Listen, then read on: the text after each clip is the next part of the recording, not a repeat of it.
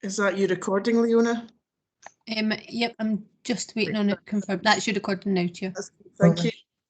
Right, thank you very much. Can I welcome everybody here to the Audit and Scrutiny Committee of August? Can we start with just the report of apologies for absence? Yes, Chair, we have apologies from Councillor McLean. Can I now welcome everybody? I think most of us will know each other. Certainly we know the committee, but for the record, we have Margaret McCross and Michelle Blair and Linda Hutchison from the Council and Morven Fraser from Audit Scotland. Is there any declarations of interest? No. Nothing at all. When it comes to Chair's report, and as of yesterday we had nothing, but as of an hour ago, we've just had it confirmed that this will be Morven Fraser's last meeting with us.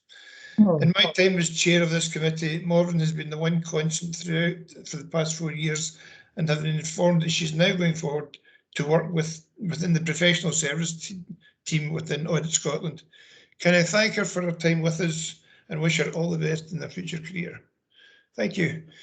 Can we now move on to item 4, Annual Treasury Management Report? Normally it would be Barbara, but I think it's Barbara's on holiday and Margaret's on the ball today. The floor is yours, Margaret. Okay, thanks very much. Barbara got a better offer of a last minute week in St Andrews, so I can't blame her. So she's left me to report on the annual Treasury Management report. So you'll know that as part of our Council's Treasury Management strategy, I have to report on Treasury Management operations to the Audit and Scrutiny Committee, and this is addressing that requirement for the year that's just ended. So it's a really high level report. It really just aims to show the Council's debt position overall, along with various graphs showing the movements in temporary borrowing and deposits over the last financial year. The report explains why borrowing that we actually took out during the year might vary from what we expected to do, and it goes on to advise about how we've performed against the various indicators that we monitor as part of the Treasury Management strategy. So the main thing about this year's report on our borrowing is that when we approved the budget way back in February 2020, we were expecting to borrow £28 million in 2021 to support our capital programme. But obviously, due to all the restrictions caused by the pandemic, most of the building work had to be paused during the year. And that meant that a significant amount of capital expenditure was pushed back to later years. And in fact, we didn't need to take on any borrowing at all in 2021 because the spend just wasn't there. Of course, we still need to take the borrowing on in future years when we do these capital projects. So it's just a delay, it's not a saving. Secondly, looking at performance against the various indicators, we have operated satisfactorily across the board, looking at risk, prudence and debt. So as far as risk is concerned, we always check that we don't have too high a percentage of variable interest rate loans in any one year, because if we have variable interest rates, they can change during the year and cost us a lot more money. So we don't want to expose ourselves to that risk. So we don't want any more than 30% of our loans to have a variable interest rate. And we're well within that. We've only got 7% of our loans with variable interest rates at the moment. So we're well on the right side there. And in paragraph 3 of the report, we explain that we don't want too much of our loans to mature, to come to an end and need replaced all at the one time. Again, because that exposes us to volatility in terms of interest rates and getting new sources of borrowing. So no more than 15% of our loans should expire at any one time in any one year. And again, looking over the years of debt maturity that we've got, we've satisfied that one as well. So moving on to paragraph 4, these are the prudential indicators that confirm that our capital investment and treasury management plans are affordable and are prudent and are sustainable. We are operating within our set limits, all the limits that we set a year ago, the figures are all well within those. And if you look at indicators 2 and 5 in the table, they are capital financing requirement, how much money we need to fund all our various capital commitments, and the gross debt figures that we've actually got, the actual debt that we've got. So you'll see that the debt is a lot less than the overall financing requirement. So that shows that we're not borrowing more than we need to borrow. And in fact, we're planning to use the cash balances that the council always has to a certain degree to avoid us having to go out and borrow every last penny for capital. And even there, we didn't need to use as much of the cash balances, our temporary use of the cash balances this year. Instead of maybe 12 million use of cash balances that we expected, we only needed to use about 5. And the difference again is because there's a big slowdown in the capital expenditure because of COVID.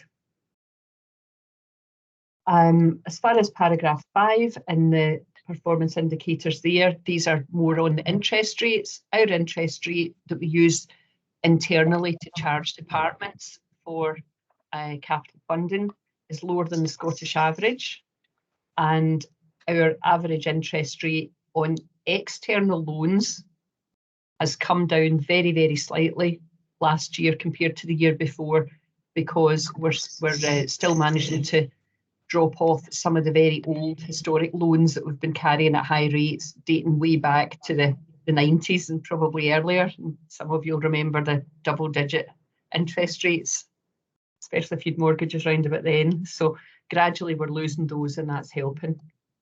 So the last thing that we always ask in this report is that you approve the counterparties list in Appendix 7.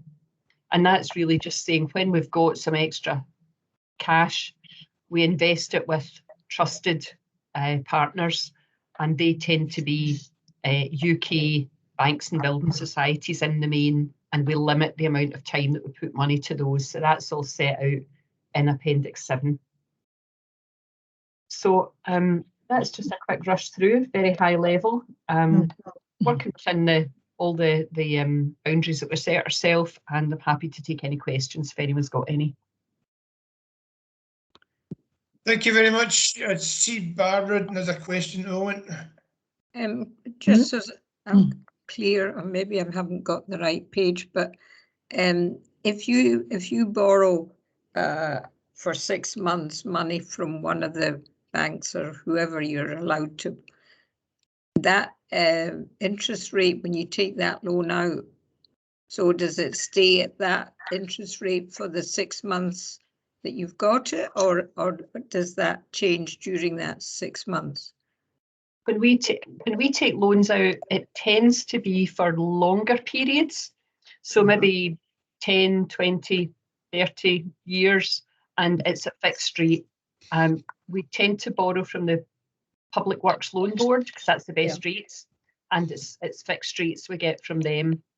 So when we're talking about the Appendix 7, when we're dealing with the banks, this high street banks, if you like, that's really when we've got more money in our bank account than we need. And rather than just having it sit in a current account, we want to invest it for short periods of time and see if we can get a wee bit of interest on it. It's negligible because the interest rates are so low just now, but these are the limits that we put on it.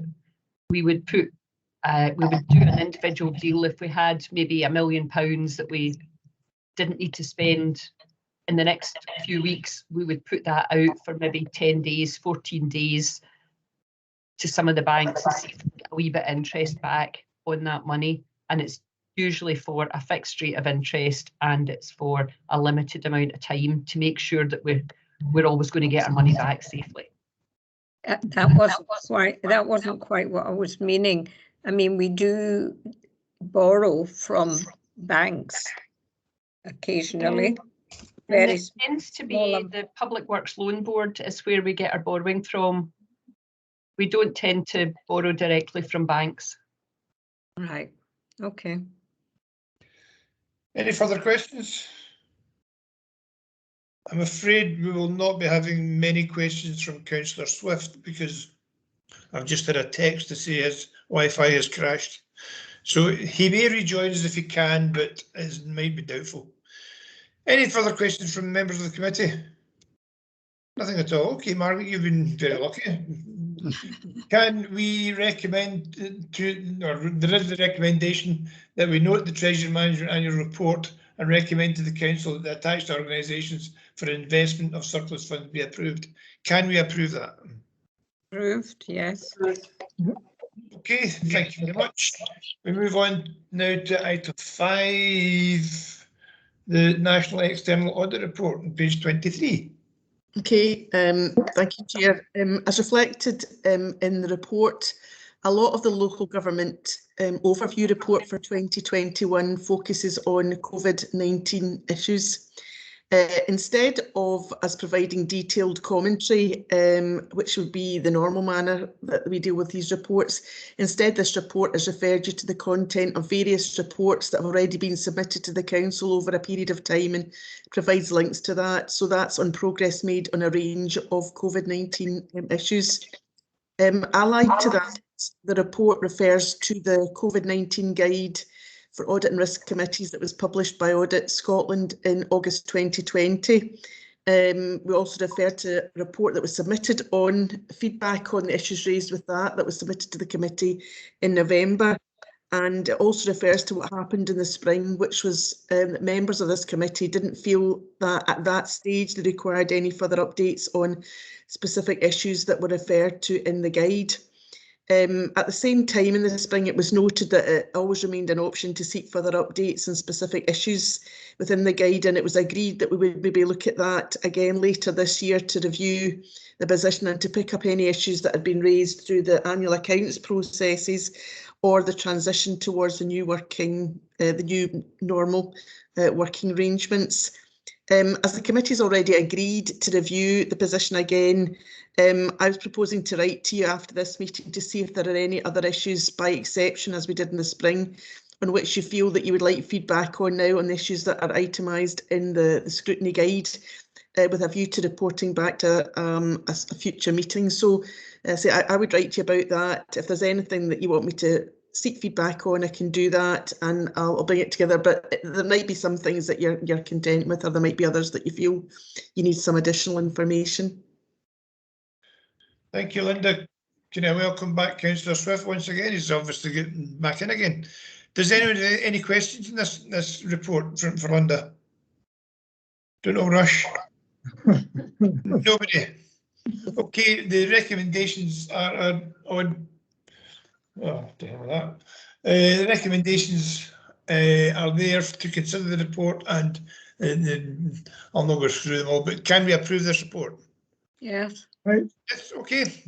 Thank you very much.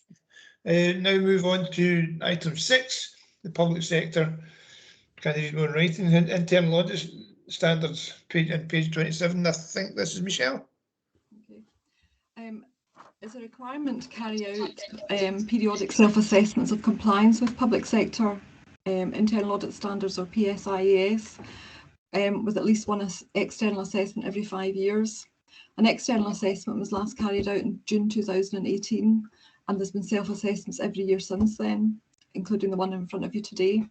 There's 339 criteria in total, and only one has changed from last year, from a not applicable to a partial, and that relates to internal audit staff carrying out non-audit duties during the COVID lockdown, and that's in relation to education appeals, shielding calls and COVID grants.